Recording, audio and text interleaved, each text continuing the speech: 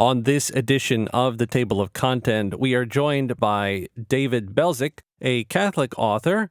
We'll talk with him about one of his new works, The First Act of Creation, as well as a little bit about being a Catholic author. That's all coming up next, right here on the Table of Content.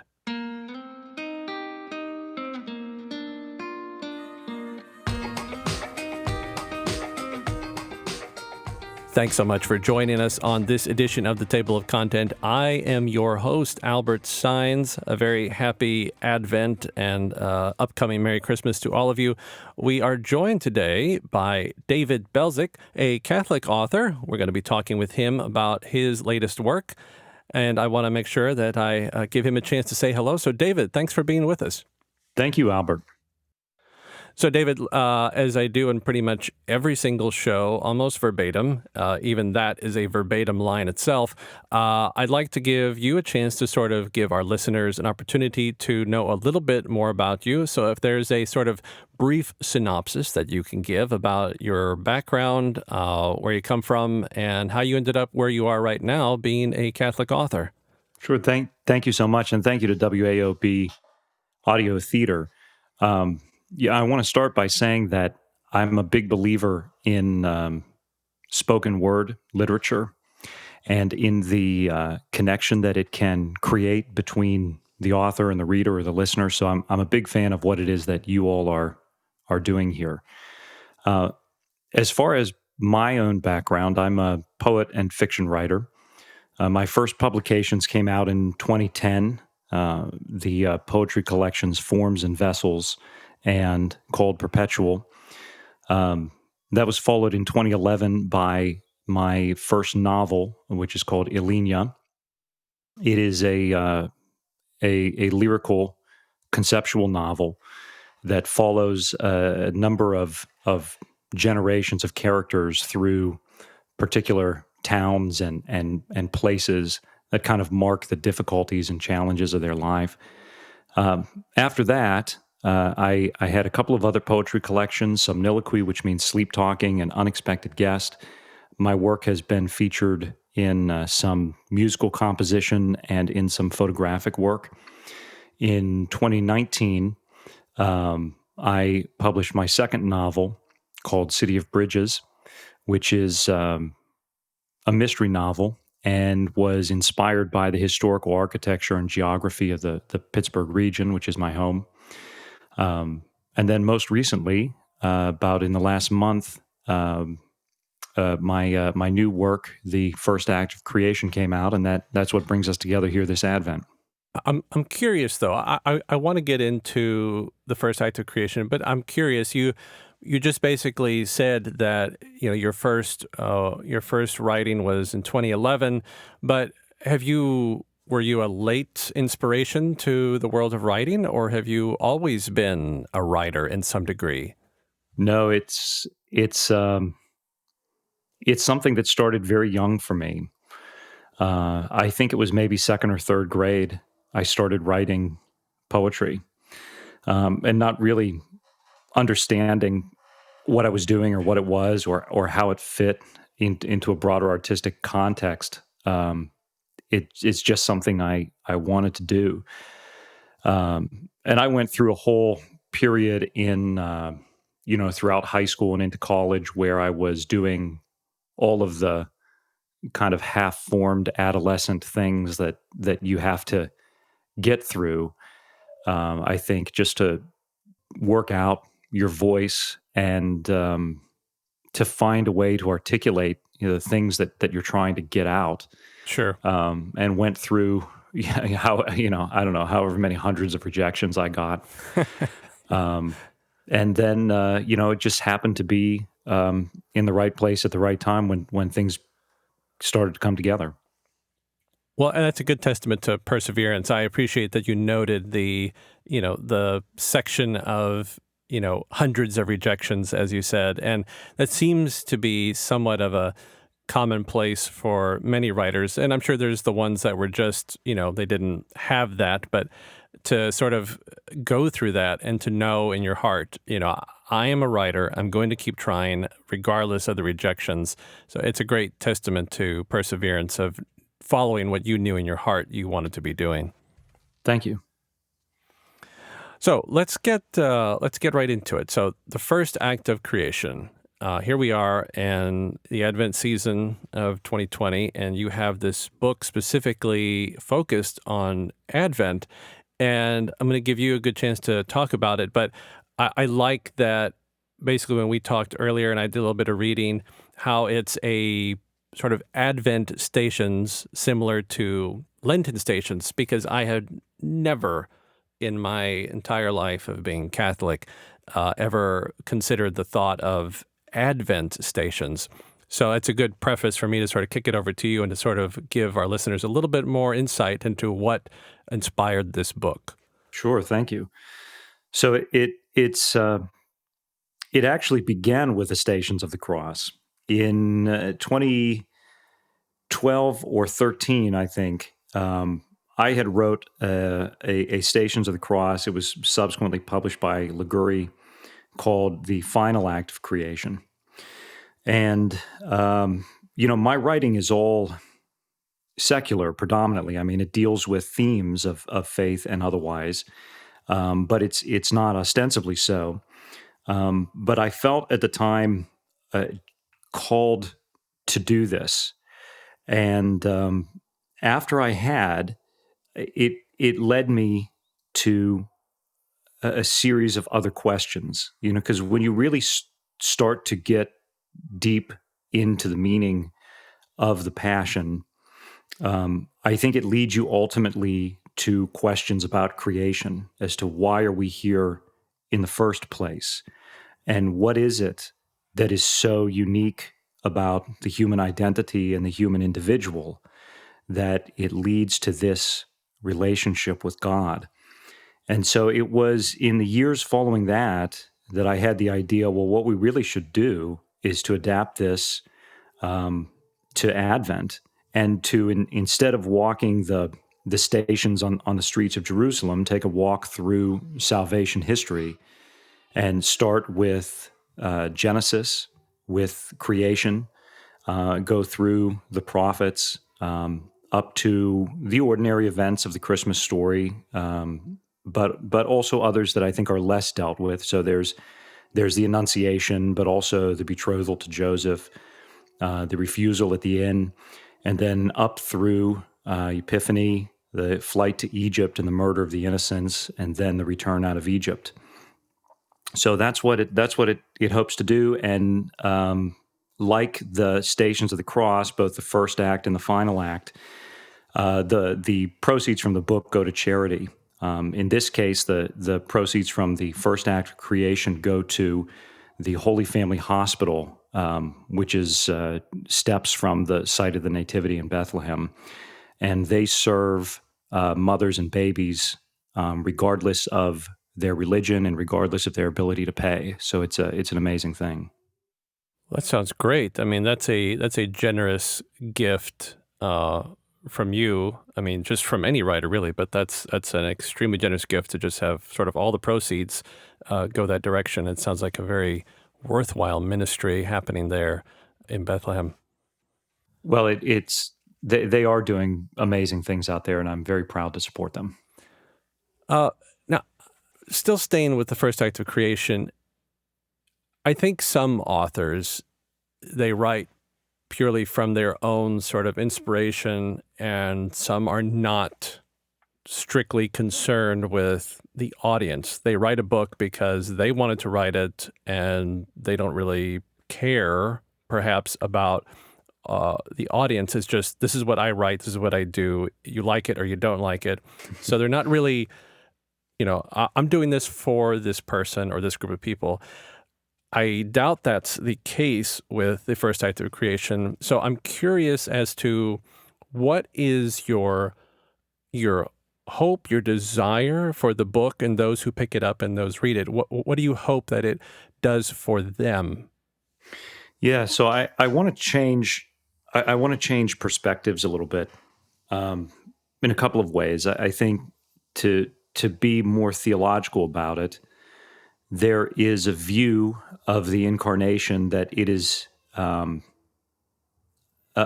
necessary step on the way to the Passion. But other theologians, and it was particularly Karl Rahner's work that sort of inspired me on this, have proposed that, well, maybe we ought to look at it the other way around. Maybe we ought to look at it that the whole reason that we're here is for the purpose of the incarnation, because this is the type of relationship that God seeks to have with his creatures. And that's, I think, a perspective shift. And to be less theological about it, I think it all comes back to an examination of who we are. What does it mean to be human? Why is it that the church teaches that the kingdom of God is within you, which is a statement that is almost too broad to comprehend? And what does that mean for the way that we treat each other, for the way that we live? You know, if you look at everything that I think the incarnation tells us about who we are and about what we're meant to become, then it's easier to understand why Christ says, "What you do to the least among me, you do to me." So that was the inspiration for writing it. As far as speaking to a particular audience, what I tried to do here is I tried to take these distant historical events and what you might even say are distant theological concepts, and to articulate them in common human experiences. And so the works are actually written in sort of an antiphonal sense, which is good for a couple of reasons. It's good, number one, because you can pray them in a reading and response way that you might pray Stations of the Cross, and so they could actually be used in a liturgical setting. But also, it adds to the work because it makes the act and completion and fulfillment of creation like a conversation. And the work draws heavily on Scripture, so that in a way, it's almost like creator and created going back and forth with one another and expressing the longing and the even the disillusionment and everything, you know, in the human heart in terms of the promise of some greater destiny, and even, you know, using the words of those promise down through the eras. And so that's the way I try to make it tangible. You know, I think we come together as Christians, as Catholics. We understand the significance of Christmas. We come together, we celebrate the birth, and then it's sort of this sort of dash to the Lenten season and to be fulfilled by Easter, and then it's the big celebration of the resurrection, because it's through the resurrection, of course, that we are saved from our sins. We have the opportunity to go to heaven. But I think we don't reflect on the fact that, well, in order for that to have happened, there had to be the life before the death of Christ. You know, Christ had to be born. He had to live his life. He had to get to his point of public ministry. And the same for us. We have to live, we're born and we have to live our life till the day comes by God's divine will that our life is over. So I don't think we think too much about that it's a necessary. The incarnation was necessary to get to the great salvation of his death and resurrection. So to have the opportunity to sort of ponder that in a greater way, the opportunity to reflect upon that and to sort of think, yeah, this is a very important part of my life. This is an important part of my faith. A very interesting take from the way that you explain it. Yeah, and I mean, maybe even consider flipping the way that you said it now, Albert, that, you know, maybe the passion and the resurrection is necessary for the incarnation, and that God wishes from the outset to be physically one with a creation that can love him in return, and is willing, as a part of the creative act, to take on the suffering of the passion for that to be so. Mm-hmm. Sure. No, I can see that perspective as well. It's the great mystery, right? It's the great mystery of our God, of our Creator, who loved us so much that He one even gave us existence, but then to in His great wisdom, knowledge, omnipotence, whatever you want to call it, to say, all right, now something has to happen that's really sort of almost incomprehensible, and to say, all right, there's going to be a birth. It's going to be my son. The Holy Spirit's going to be involved. There's going to be life. There's going to be then death and suffering, but it's all wrapped together and it's all part of the larger plan that God had since the beginning of time. I'd like to sort of take just a little bit of opportunity here before we run out of time to talk a little bit about being a Catholic writer. I did say I want to make sure that I will reemphasize for everyone about the first act of creation at the end of the show, but I'm interested in Catholic writers because it seems like it's a sort of a minority compared to the world of authors. So I'm interested in asking the question of what is it like being a Catholic author in a world of non-Catholic authors? I think the best way that I could say it is that for me, the things that I write come from what I think about the human person. And that is an upwardly directed thought that we have an infinite potentiality for goodness, for change, for experience. And so, I think that potentiality then comes out in the work because the themes and the characters that you end up adhering yourselves to, or maybe end up adhering themselves to you, have this upward looking hope. And I think that's one of the great realms for literature to explore is how is it that we find and keep what you might even call an impossible hope or an unreasonable hope amid all the tribulations of life. What is it about the human person that endures? What is it about the human person that is capable of self-sacrifice? So those themes are not unique in any way to Catholic literature, but I do think that a person's or an author's perspective on the human person is what most dramatically finds voice in art.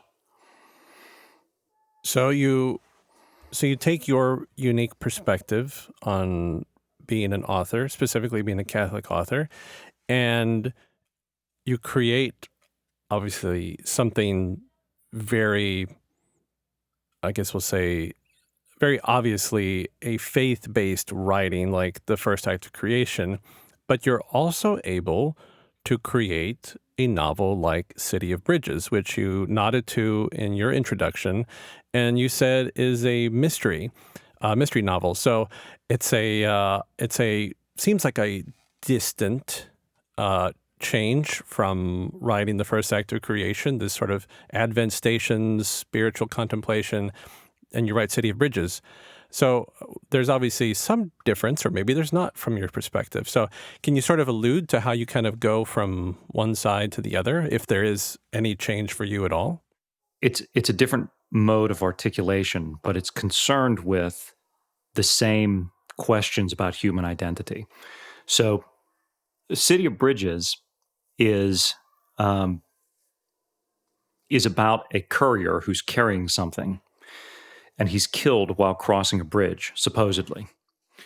And there are two parallel stories in the book. There's the story of the investigation of his murder, and that has sort of the trappings of a genre detective novel in the sense that there's a hard-boiled detective and his team, and they're trying to interview the witnesses and follow the clues, and they are lost sort of in the labyrinth of this crime that on its face is very simple, but it is in fact inscrutable. And then there is a contemporary narrative where 100 years later, there's a group of people in the city who have a renewed interest in this unsolved crime that has kind of taken on an urban legend status in the city, and they decide to go and search for the thing that the courier carried. And they are opening up the walls of old apartments and taking up the floorboards and things to see if maybe something was hidden somewhere. And it's the tension between these two mysteries, the mystery of the person and his identity and his death, and the mystery of what it is that he carried. And there's, in the contemporary narrative, a real attack on the person of the courier, that in fact he was a fraud, that he wasn't even the victim, that somebody else died. Maybe he was the killer. And the narrator of the book sort of keeps his faith in the identity of the courier despite all this. So it turns into, I think, an examination of our relationship to the past, our relationship to the myths and stories of the past. The characters are very intentionally adapted from ancient myths across different cultures to even sort of delve deeper into how it is that these ancient truths come through or fail to come through to the modern. And that is kind of, again, reflected on the person of the courier who does not make it across the bridge. And so in all those ways, it's exploring our relationship to the past and to the lost, and to what it is that compels us to believe something.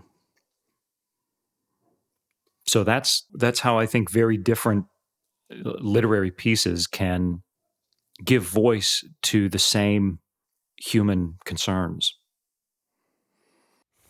So, David, as we come to a close here, sometimes with certain people who kind of are in the creative world themselves, I like to give them the opportunity, if they were going to give a short sort of bit of advice out to others who are trying to find their own creative niche, how would you encourage those people to sort of go about doing that? Obviously, you found yours at a very young age and you stuck to it. But what would you say to sort of give some inspiration or hope to other creatives out there? Well, I think the two most obvious pieces of advice, which are not going to be unique to me, are you have to be who you are and don't give up. I mean, I think that everybody goes through this. I certainly went through it. You still struggle with it, where you you have such you're so impressed by sort of the giants that came before us, and there's a desire to do what they did as they did it, to emulate their style, their subject matter, their voice.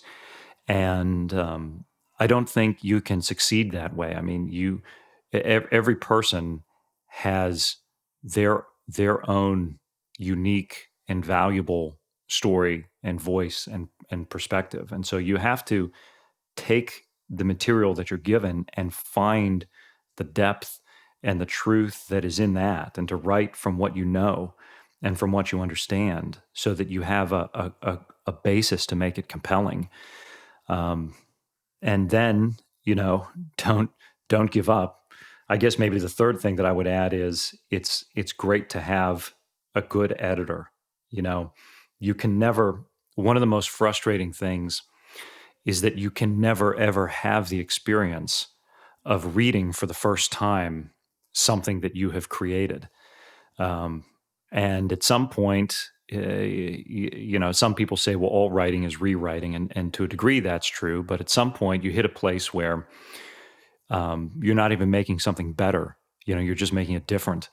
And having a great editor that you can partner with helps. It helps you to see yourself from a third person perspective.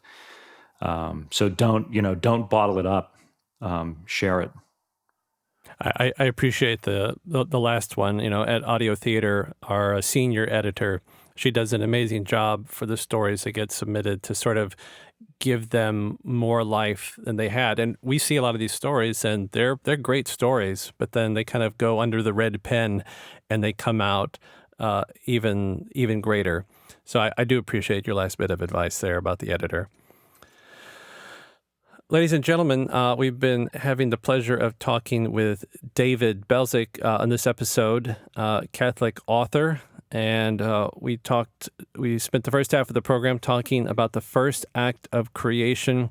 If you've been still looking for something to read to help you through the Advent season and you have time left, I encourage you to go out and find that book. If you're interested in other types of book, obviously David writes them. He spoke about his mystery novel, City of Bridges. So if you're looking for a good mystery, consider picking up David's book there or any of the other works that he has written. I'm sure that you can find them with great ease with a little bit of searching. But we want to make sure that we give a big thanks to David. David, thank you so much for joining us for this episode. No, thank you so much, Albert.